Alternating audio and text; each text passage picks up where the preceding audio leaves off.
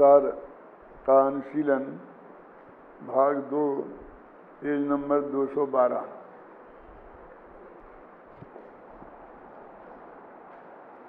ये बनारसी दास का जो छंद है वो पढ़ते हैं, क्योंकि पांडे राजमल जी ने जो कमेंट्स किए हैं वो अपन ने पढ़ लिए हैं और उसी के अनुसार ये छंद उन्होंने बनाया है। इस छंद को पढ़ते हैं इसलिए। ज्यों माटी में कलश होने की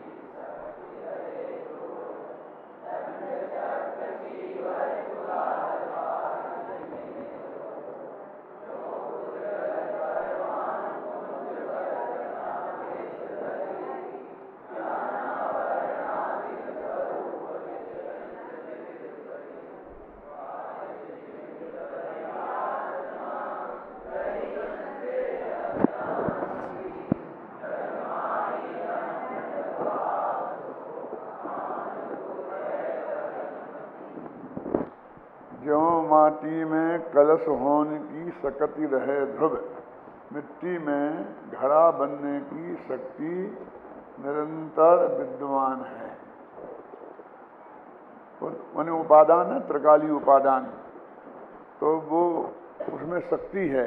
अब बनेगा कब, उसमें फिर 5 बातें हैं, उनके विस्तार में अपन को नहीं जाना है। अब ये घड़ा बनने की क्या प्रक्रिया है अब आज समझानी पड़ती है। पुराने ज़माने में तो अपन ने अपने गाँवों में घड़े बनते देखे थे, इसलिए कुछ भी समझाने की ज़रूरत नहीं पड़ती है। आज कल के बच्चों को गाय क्या होती है ये भी बताना पड़ेगा। दूध पिएंगे रोजाना गाय का, लेकिन वो डेयरी से आएगा। गाय कैसा जानवर होता है, हाथी जैसा होता है कि बकरी जैसा होता है, उसे कुछ पता नहीं, फोटो में बताना पड़ेगा। अब जयपुर में ही आर्डर आ गया है कि यहाँ से 30-40 किलोमीटर दूर तक कोई गाय नहीं रख सकता, उसे इसके बाहर जाना पड़ेगा। तो फिर गायें देखने को नहीं मिलेंगी हमारे बच्चों को, पोते पोतियों को। उन्हें भी गाय भी वैसे ही समझाना पड़ेगा जैसे कि हमको और दूसरे जानवरों को, शेर को समझाना पड़ता कि चिड़ियाघर में जाकर दिखाना पड़ता है, गाय को भी दिखाना पड़ेगा। जब कुम्हार घड़ा बनाता है तो एक तो कुम्हार है और एक चक्का है। अब चक्र कैसा है, ये ऐसा घूमने वाला चक्र है, और हमारे जितने चक्र घूमते हैं वो सब ऐसे घूमते हैं। रेल का हो, पहिया हो, स्कूटर का हो, कार का हो, वो भी चक्का ही तो है ना। चक्र माने चक्का। वे सारे चक्र इस तरह के घूमते हैं और ये इस तरह का घूमता है। अब उसमें क्या लिखा देखो, दंड चक्र चीवर कुलाल, 4 चीजें होंगी। अरे क्या है, दंड माने डंडा, डंडा माने कौन सा, कुम्हार उस डंडे को लेके चक्के को घुमाता है, तो इस तरह से डंडा उसमें लगा करके और घुमाता है, तो इतना तेज घुमा देता है कि डंडे को रख देता है जमीन पे और वो घूमते हुए चक्के पे घड़े को बनाता है। तो दंड माने डंडा, फिर चक्र में चक्का, और चीवर क्या है जी, एक कपड़ा होता है छोटा सा और एक डोरा होता है। दोनों चूंकि सूत के बने हुए हैं इसलिए दोनों का नाम है चीवर।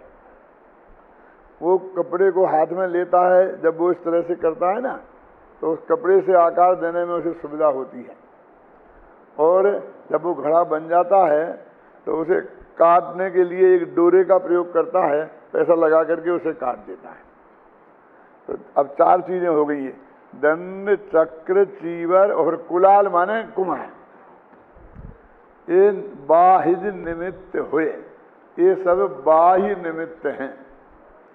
देखो कल अपन ने पढ़ा था ना कि बाह्य निमित्त काय को बताया था, मोह राग देश परिणामों को बाह्य निमित्त बताया था। कितने, पांडे राजमल जी ने। देखो पिछले ही पेज पर है, पिछले ही पेज पर है, ज्यादा दूर नहीं हुआ है।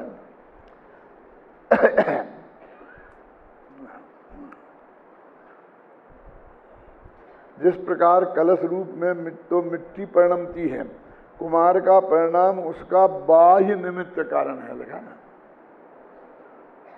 और बनारसी दास जी ने वो कुमार, मिट्टी, घड़े, इन सब को बाह्य निमित्त में कह दिया है? मेरे कहने का मतलब है अभी अब आपको कोई तकलीफ नहीं है, क्योंकि कल क्या कहा था वो याद ही नहीं है, और आज क्या कह रहे हैं वो कल से मिलान करने का चक्कर ही नहीं है। हम लोगों को ये तकलीफ है कि वो याद रहता है, तो हम कहते हैं देख क्या बात है, स्याही सूखी नहीं है और 1 मिनट में बाह्य निमित्त बदल गया है। तो मेरे कहने का मतलब बाह्य निमित्त की कितने कितने प्रकार से कथन हो सकता है, वो हमारे ध्यान में रहे, और फिर वो कहाँ किस अपेक्षा से कथन है वो अपेक्षा हमारे ध्यान में रहे, तब जनवाणी का रहस्य हमारे ख्याल में आएगा। आज या कल शाम को प्रवचन में मैंने सुना कि 86वीं गाथा में शास्त्र पे इतना वजन क्यों दिया, इसलिए स्वाध्याय करना चाहिए। कभी आज सुबह था, आपके में था, टीवी पे था। अच्छा।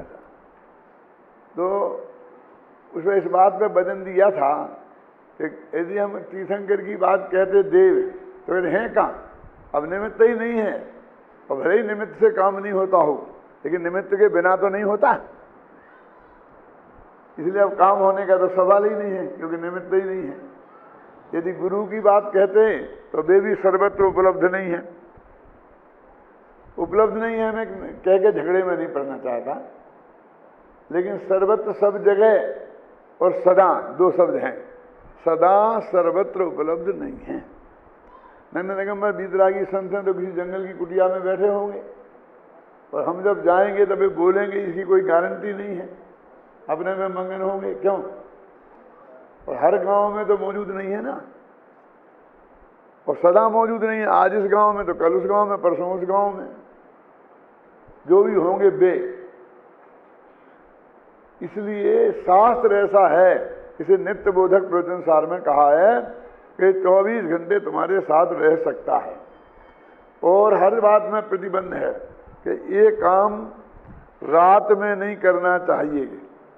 खाना जैसे रात्रि में नहीं खाना चाहिए, रात्रि भोजन त्याग प्रतिमा है ना 6वीं, और उसका दूसरा नाम क्या है? एक कोई काम ऐसा है कि जो दिन में नहीं करना चाहिए। मतलब हर काम बटे हुए हैं, इसका मतलब ये है कि वो पूर्णता निर्दोष नहीं है। नहीं तो ऐसा क्यों होता, इस टाइम नहीं करना, इस टाइम करना, इस टाइम नहीं करना, इस टाइम।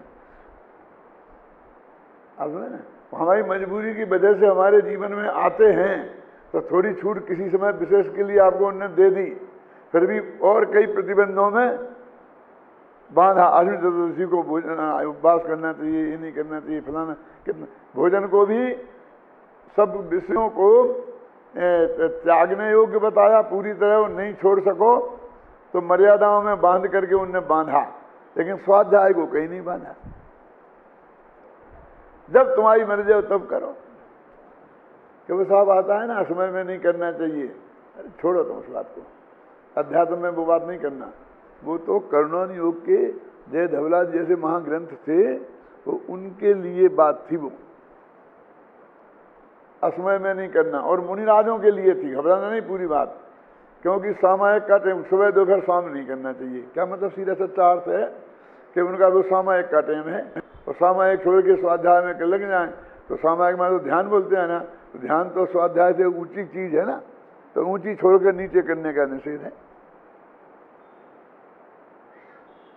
असल में संध्या काल में ये भी एक जंगल से गायें आती थी पुराने जमाने में, बहुत धूल उड़ती थी, और शास्त्र बहुत मुश्किल से प्राप्त होते थे, और वे ताड़पत्र के होते थे, तो उनमें वो धूल भर जाएगी, अक्षर भी खराब हो जाए, कांटे से लिखे जाते हैं ना, स्याही के कांटे से, तो वो नष्ट होने के चांस ज़्यादा थे, उपद्रव होने के चांस ज़्यादा थे, एक्सीडेंट होने के चांस ज़्यादा थे।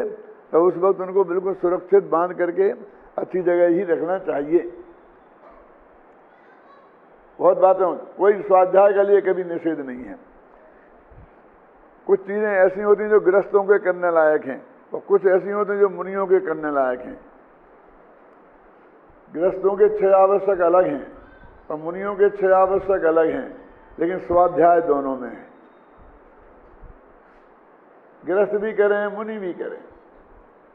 ऐसा एक काम महिलाओं का नहीं है, एक काम पुरुषों का नहीं है।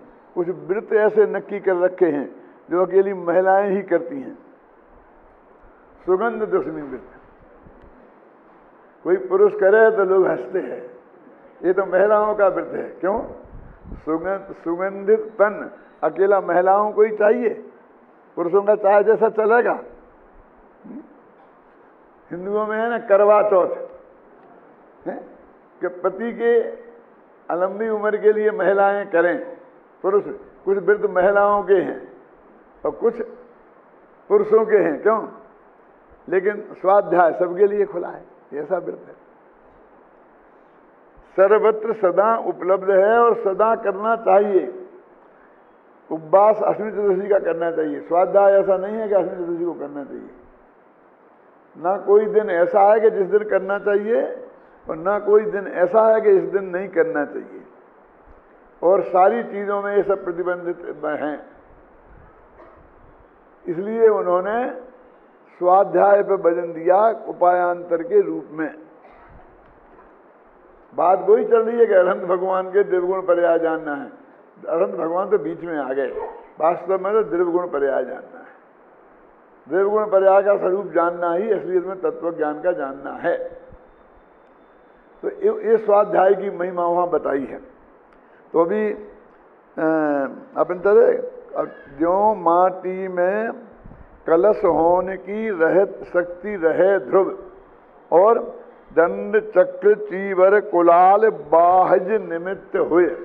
ये अर्थ समझ में आ गया। अब त्यों पुद्गल परमाणु पुंज बरगना भेष धरी, उसी प्रकार पुद्गल के परमाणुओं के ढेर ने, पुंज माने ढेर, अगर भगवान को पुंज चढ़ाते हैं ना, तो उसका मतलब ये है कि ये चावल गिनती के नहीं हैं। कितने हैं? अगणित हैं। अगणित माने गिने नहीं जा सकते हैं, ऐसा अर्थ नहीं, माने बहुत हैं। ऐसा भी असंख्य होता है रमेश। एक तो वो जो गिने नहीं जा सके और जिन्हें गिने नहीं जाते। जैसे गेहूं के ढेर कितना दाने हैं बोलो, इस भाव ताव ऐसा होता है। 1 रुपये के 5 दाने, हो सकता किसी जमाने में आ जाए ऐसा मैंने संख्या से नहीं होता, समझे ना। तो कहते हैं क्या, त्यों पुद्गल परमाणुओं का पुंज माने ढेर, बरगना भेष धर, कारमान बरगना का भेष बनाकर, ज्ञानावरणादि रूप स्वरूप विचरंत विविधि पर अनेक प्रकार से वो स्वयं परिणमित हो जाता है। और कौन बाह्य निमित्त कौन है फिर? वहां तो कुमार चक्र जीव दंड था, बहुत थे। और बाह्य निमित्त बहिरात्मा ग्रह संशयमति अज्ञानमत। बहिरात्मा है वो बाह्य निमित्त है उनका, है ना। अब यहाँ बहिरात्मा को कहा, फिर अभी वही कह देंगे बहिरात्मा नहीं, बहिरात्मपन। पर्याय निमित्त होती है, द्रव्य निमित्त नहीं होता। और पर्याय से द्रव्य को भी निमित्त कहते हैं, बहुत कथन आते हैं। गह संशय अज्ञान माने कहते हैं बाह्य में बहिरात्मा का निमित्त पाकर संशय में पैदा हो गया और अज्ञान में उसकी बुद्धि परिणमित हो गई। और जग माँ, इसलिए वो जग माँ ही इस लोक में अहंकृत भाव से, अहंकृत क्या होता है? अहम करोमी तिथि अहंकारा, मैं करता हूं ऐसे अहंकार भाव से अहंकृत, समझे ना। जैन दर्शन में अहम शब्द सर्वश्रेष्ठ है, क्योंकि वो अपने आत्मा का वाचक है। अंग्रेजी में भी आई इज ऑलवेज कैपिटल, सबसे महान वहां भी है। क्यों? तो वो कहते हैं अहंकृत माने वो अपनी महत्वपूर्ण चीज है और तुमने चाहे जिसको अपना मान लिया और उसको मैं करता हूं, तो उसका नाम हो गया अहंकार। देखो वो सबसे बुरा शब्द हो गया। सबसे बढ़िया शब्द था और गलत जगह उपयोग हो गया तो सबसे बुरा हो गया, है ना। जग माहि अहंकृत भाव सो काम रूप होए परिणमति। काम रूप माने यहाँ ये काम माने काम विकार वाला काम नहीं है, कार्य रूप। काम माने कार्य बोलते हैं ना, कार्य रूप परिणमित होता है। देखो, जिस प्रकार मिट्टी में घन रूप होने की शक्ति सदा विद्यमान रहती है और डंडा, चाक, धागा और कुमार आदि बाह्य निमित्त होते हैं, उसी प्रकार पुद्गल परमाणुओं के पुंज कारमान वर्णाओं का भेष धारण करके ज्ञानावरणादि रूप कर्म रूप होकर विचरण करते हैं। माने वो कर्म पुद्गल के परमाणु ज्ञानावरणादि कर्म रूप अपने आप परिणमे हैं, उन्हें किसी के पर के सहयोग की रंज मात्र आवश्यकता नहीं है। जैसे वो मिट्टी घड़े रूप स्वयं परिणमी है, तब उसमें बहिरात्मा अज्ञानी मिथ्या दृष्टि जीव बाह्य निमित्त होता है। ऐसा होने पर अज्ञानमती बहिरात्मा संशयशील होकर कर्तृत्व का अहंकार करने लगता है। इस कारण वह कर्म बंध को प्राप्त होता है। इस प्रकार इस कलश में मात्र यही कहा गया है कि अज्ञानी जीव पुराने कर्म के उदय का लक्ष्य करके नवीन कर्म बंध के कारण रूप जो अज्ञान भाव है उसके हेतुपने को प्राप्त होता है। अब देखो, एक कलश आगामी गाथा की उत्थानिका का कलश है, तो इसमें एक बहुत महत्वपूर्ण चीज घुसी हुई है जो हर एक की समझ में नहीं आती है। ये 3 पंक्तियां जो लास्ट की पढ़ी अभी, इनमें क्या कहा है, क्या कहने वाले हैं। अभी ये गाथाएं 5 का एक ग्रुप है जिन्हें अभी अपन पढ़ेंगे। मेरे समझ में नहीं आया कि कौन सी गाथा से कहाँ तक की गाथा का पाठ करना ये किसने सिलेक्शन किया है, वो मेरे से मिले आकर। ये 5 गाथा का ग्रुप है, उसमें 132 गाथा छोड़ दी। उस ग्रुप में ही जो जिनका व्याख्यान होना है, अरे वो 5 गाथाएं एक साथ ही उनका अर्थ होता है। एक में कितना सा समय लग जाता, आग बीच के काम होता है ना। मुझे उसको ट्रेनिंग भी देने की, एक इसका भी सिलेक्शन में बहुत सोच समझ के किया जाता है, कौन सी गाथा के कौन सी गाथा तक। और मैं यहाँ 24 घंटा उपलब्ध था तो मेरे से पूछा जाना चाहिए था, तो मुझे भरी सभा में नहीं बताना पड़ता क्या है ना। देखो, अभी अपने क्या इसमें क्या रहस्य भरा है वो पहले बता देना चाहता हूं, और अंत में पहुंचेंगे 4 दिन में 5 दिन में, कब पहुंचेंगे अपन मैं नहीं कह सकता, लेकिन अभी बताता हूं। ये कहना चाहते हैं आचार्य कि जीव मीव को बीच में से निकालो, इतना क्यों रखते हो जीव में, जीव को भी बीच में।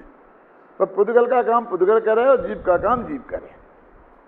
अब कहाँ फंसा हुआ है मामला कि अपने जो ये राग भाव होते हैं वो उनमें पुराना पुद्गल कर्म का उदय निमित्त होता है ना, और उससे नया पुद्गल कर्म बनता है।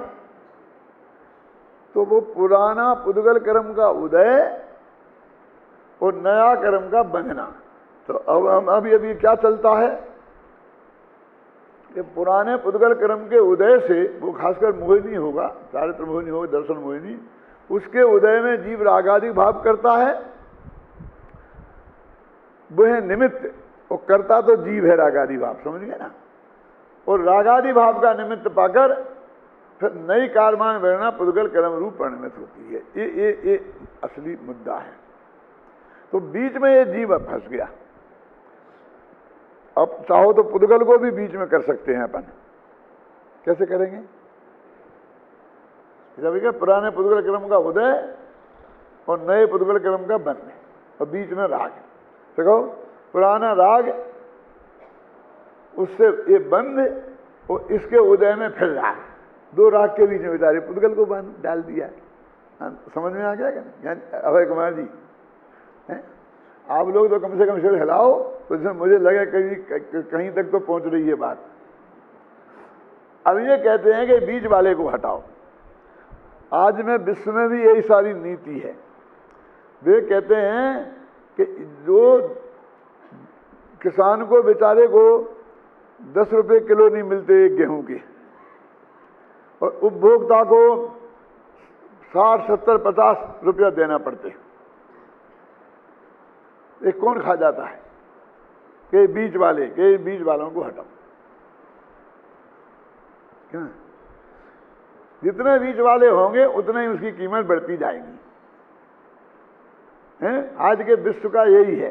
ये जो बड़े बड़े स्टोर आते हैं ना, ख्याल में है ना, वो यही तो कहते हैं कि 10 जो बीच वाले थे हमने खत्म कर दिए, सीधा किसान से खेत में खरीदेंगे और बोने के पहले उसे पैसा देंगे बोआने का, और सारा माल हमको ही देना है, बाजार में तू नहीं बेच सकता, और सीधा उपभोक्ता को हम देंगे। तो बीच के बहुत हट गए तो हमें जो भी मिलेगा वो बहुत होगा, और तो भी उस उपभोक्ता को सस्ता बहुत मिलेगा। इसकी वजह से बड़े बड़े स्टोरेज की बातें आ गई सामने, और अब इससे भी आगे बढ़ रहे। वो कहते हैं हम सारे खेत खरीद लेंगे और ये हम खुद ही पैदा करेंगे। क्या? वो पैदा भी हम खुद ही करेंगे सब चीजें हैं? हम गेहूं नहीं खरीदेंगे बिस्कुट बनाने के लिए, हम खेत खरीदेंगे और उसमें गेहूं पैदा करेंगे, और वो हम गेहूं के रूप में किसी को एक दाना नहीं देंगे। हम बिस्कुट बनाकर, डबल रोटी बनाकर तो तुम्हारे कमरे में पहुंचाएंगे, तुम हमारे यहाँ आना मत सुबह नाश्ते के लिए, समझे ना? लेकिन वो हम जो गेहूं हमको 5-10 रुपया किलो पड़ेगा, हम उसे 200 रुपया किलो देंगे तुम्हें। और सबसे बड़ी दिक्कत ये हो गई कि वो 10 जो बीच वाले थे वो एक ही उतना डकार जाता है, क्योंकि उसका एक अधिकार हो जाता है। तो दूसरा संकट है। लेकिन एक सिद्धांत है बस कि बीच वालों को हटाओ। क्यों? अब बीच वालों को हटाने का ये गाथाएं वो हैं कि वो क्या कहते हैं, सीधा रखो ना कि पुराने कर्म का उदय निमित्त और नए कर्म का बंध। निमित्त क्यों? वो तो पुद्गल रहा तो उपादान ही हो जाएगा कि वो कैसे होगा? उपादान तो अलग परिगणाएं हैं।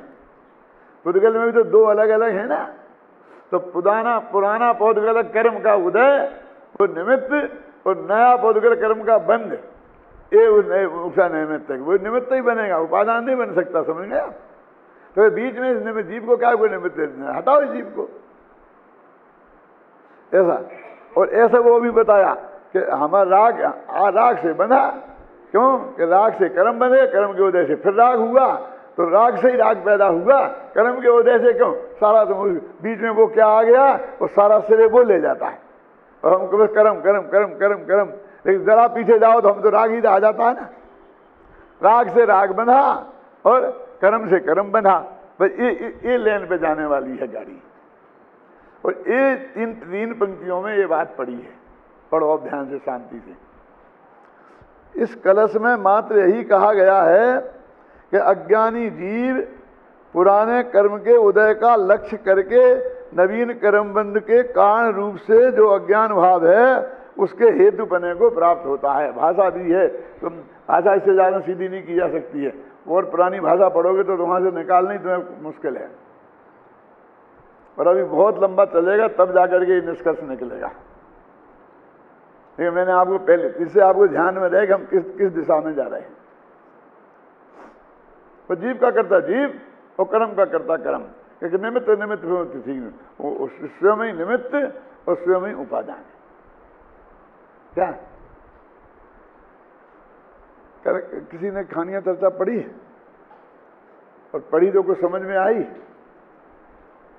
उसमें लिखा है कि कार्य 2 प्रकार के, एक स्वनिमित्तक और ऐसे पर निमित्तक। माने स्वा भी स्वा में निमित्त होता है, और उसको शब्द वहां आता है हेतु, स्वहेतुक, अहेतुक, परहेतुक। और जो कहते हैं ना, गुरुदेव फरमाते हैं कि राग को भी अहेतुक कहा है। क्या अर्थ है इसका? क्योंकि जो पुद्गल कर्म के उदय को तुम हेतु कहते हो, मैं निमित्त कारण के रूप में, तो वो नहीं है, वो स्वयं ही अपनी योग्यता से परिणमा है। तो इसलिए स्वहेतुक, स्वनिमित्तक, उपादान भी स्वयं और निमित्त भी स्वयं तुम कौन होते हो बीच में, बस खत्म। इस धारा चलने वाली है। अब आपकी दृष्टि इस पे लगी रहेगी तो आपको मिल जाएगी ये बात। और ये नहीं बताता तो इन गाथाओं में से निकालना कठिन है। अब धीरे धीरे निकलेगा ये, ख्याल में ना। पढ़ो भाई गाथाएं। अन्नानस्य उदयो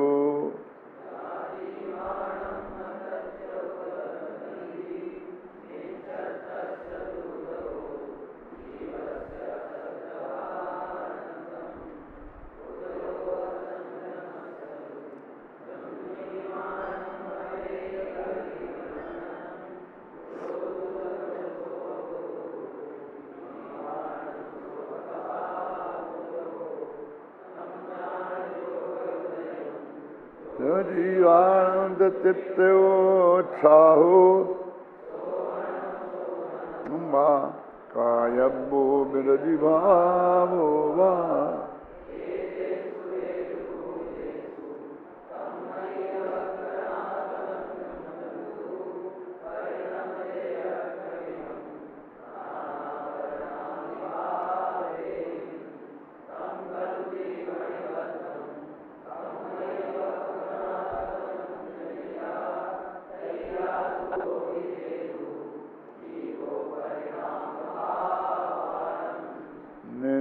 तत्व का